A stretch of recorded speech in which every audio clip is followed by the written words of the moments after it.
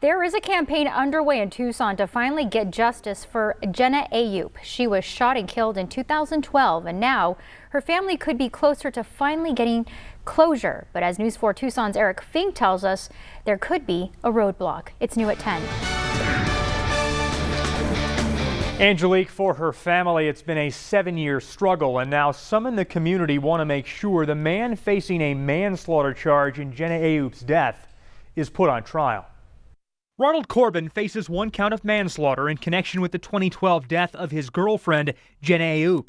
His trial is set to begin in November, and some, including Tucson City Councilman Steve Kozachik, fear this case may never go to trial, and Corbin could instead get a plea deal. The message has to be to the county attorney, do not plea this down to probation. Court documents say back on that fateful June night 7 years ago, Corbin had gotten home from a bar and was putting a new grip on his handgun when he says it accidentally went off, hitting and killing Jenna. Their 3-year-old son was in the room. The message that the county attorney wants to send is if you want to kill somebody in this community, make sure it's only 2 of you in the room and then say it was an accident. We can't allow that to be the standard for handling a weapon in this community. We simply can't.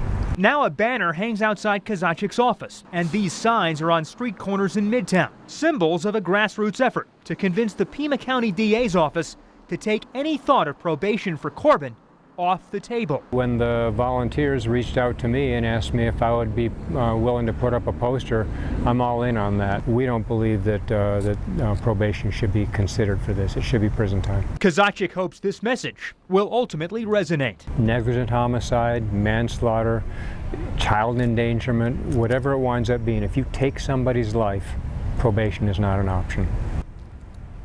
And a spokesperson for the Pima County Attorney's Office tells us, quote, "We cannot comment on pending cases. Plea negotiations are confidential."